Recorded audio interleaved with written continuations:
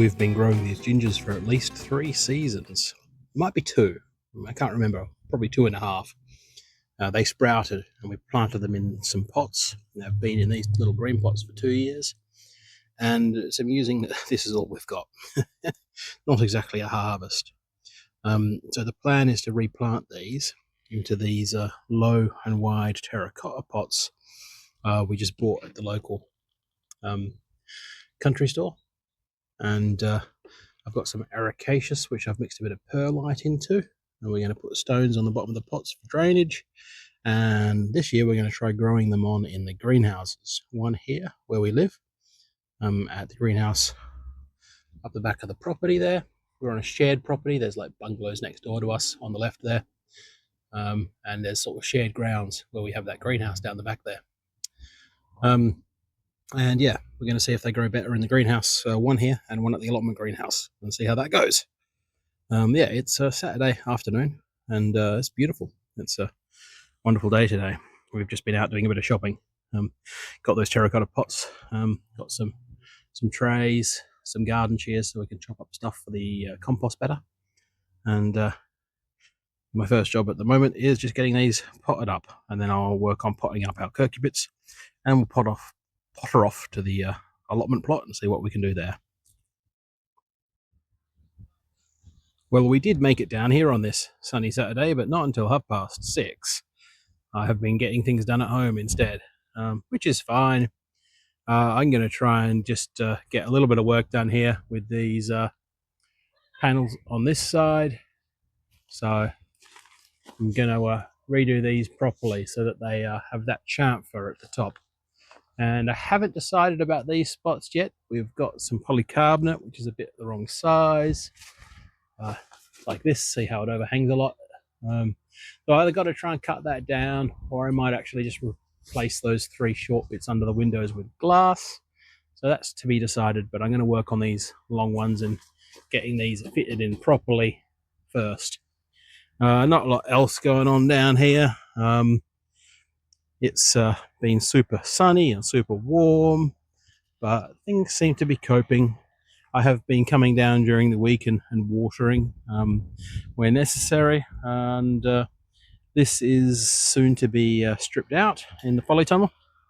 And around here we have the signs of our first potatoes coming up. We're pretty late with our potatoes. Sorry if you can hear that noise in the background. There's a tractor running on the field over the hedge behind me. I think it's mowing.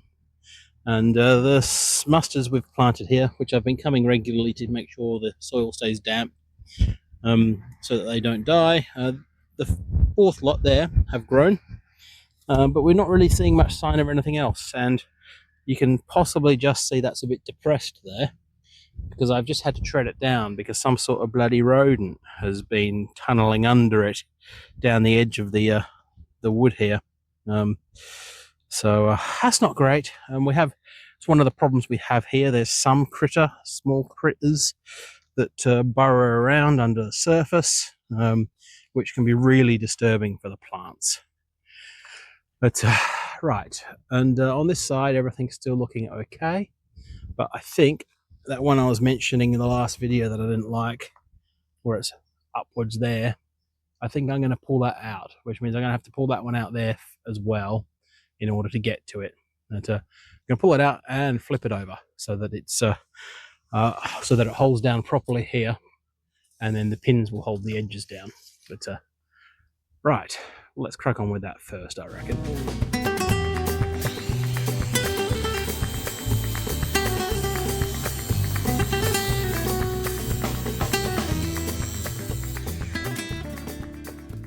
Now it is 8 p.m. and this side is done. Funnily enough, I fixed the bowie bit there, and then this is bowed up a bit, but it's not too bad.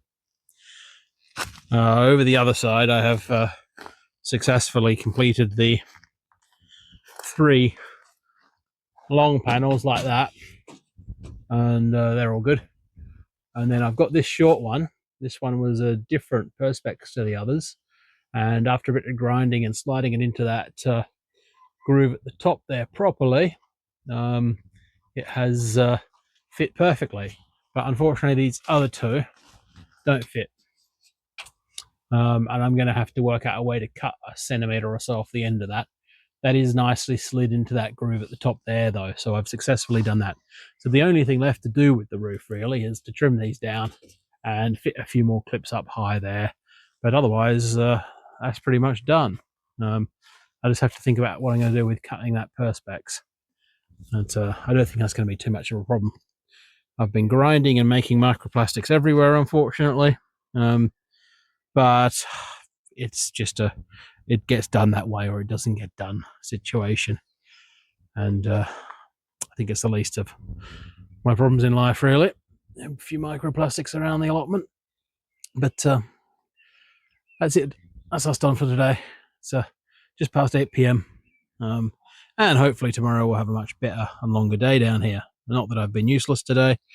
I'm going to pop home now and probably do a little bit more potting up before the light is gone.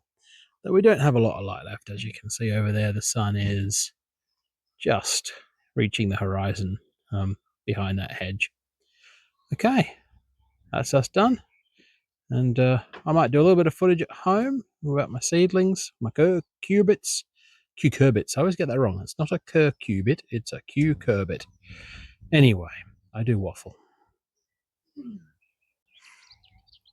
How's that for an attractive little posy of edible leaves? We've actually just picked it from the polytunnel. And there's some chard there in the front, and you can see a bit of rocket. That's a celery leaf. That's a flowering tip of spinach. And that's a radish leaf in there as well. And this is actually for our neighbour's tortoise. Salad leaves for the tortoise.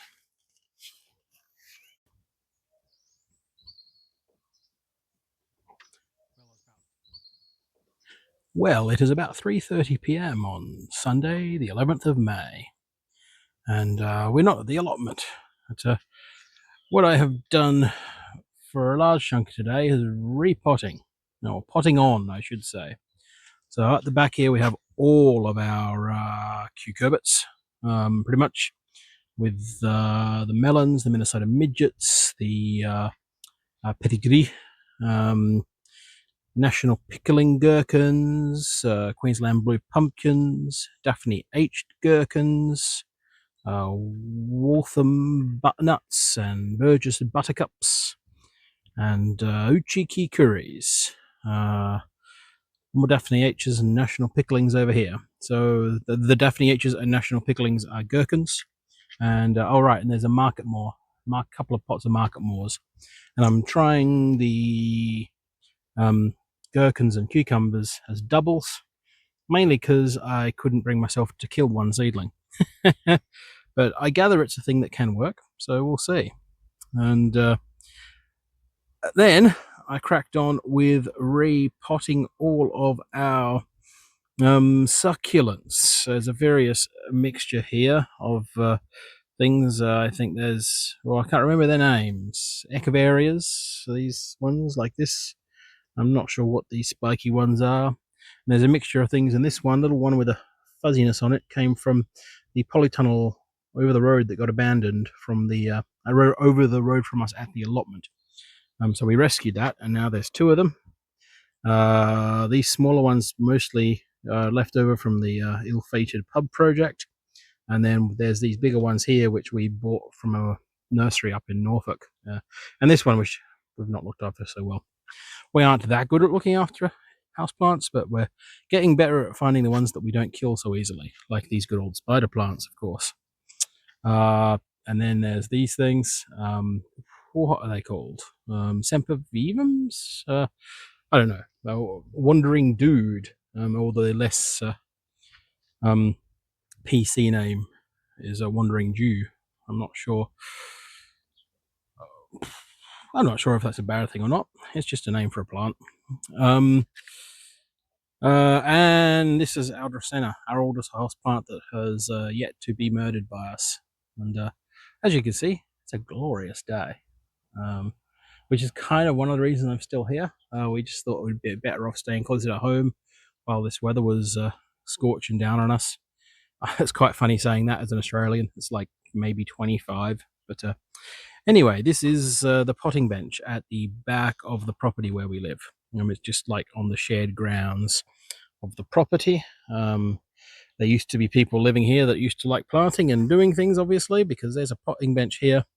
And then if I go to the right behind this little summer housey thing, this is the little greenhouse on the property that we use, which is currently our chili and tomato nursery. But yeah, so yeah, that's the back of the property, and we do a little bit of stuff around here. Use the potting bench occasionally, like we have today, of course. And this little bed here behind the potting bench we make use of as well. So right now it's mostly growing weeds. You may consider this thing in front of us weeds. That's what do you call it? Jerusalem artichoke. There's a whole load of them in there, and we didn't really harvest many this year, so we've basically just left them in the ground, and they're coming up everywhere, of course. But yeah. Anyway, that's the end of that little tour, and we will be getting down to the allotment next up in our list of things to do today, and maybe we'll actually really finish that damn greenhouse. And here we are down at the plot. It's about 4:30 p.m, so it's better than 6:30, I guess. We did get quite a bit done at home. Cat was just behind that fence there. Is weeding the beds. The weeds are coming along at a great rate now, and that if we pan back that way, actually, my first job was just going to be to rip those last 4 pallets out to get the fence gone. But then my main job today is to continue with the greenhouse glazing, and hopefully get all the way there, or at least most of the way. Not quite sure we have enough glass on site. The rest of our glass is down at the farm where we store stuff. But there's some glass there, and there's some more glass over there.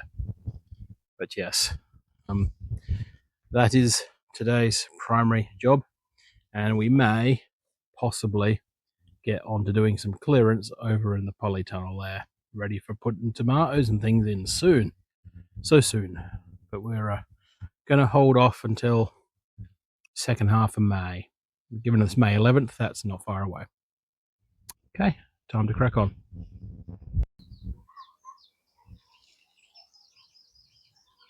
Right, it's just gone past 8 p.m. On Sunday, and this bastard greenhouse is not my friend. Something's just a bit out of whack with it, so these panels especially, in the end, are not going in properly. As far as meeting this seal goes, I've actually had to slice a bit off this end and raise that baseboard up on the right hand side, trying to get it to fit. There's a little bit of skew in the greenhouse frame, but the problem is if I skew it one way, it kind of seems to come out and skew back the other way, which is visible over here, where we managed to fettle this one into a pretty good seal up there. But to do so, it's raising up down there. So I could try to trim that, but I mean, at the moment, it's fine. It's a greenhouse. Second-hand greenhouse we disassembled in someone's backyard 2 years ago. So what you can see here is on this edge of the greenhouse, I'm replacing the fiber baseboards with, it was going to be glass.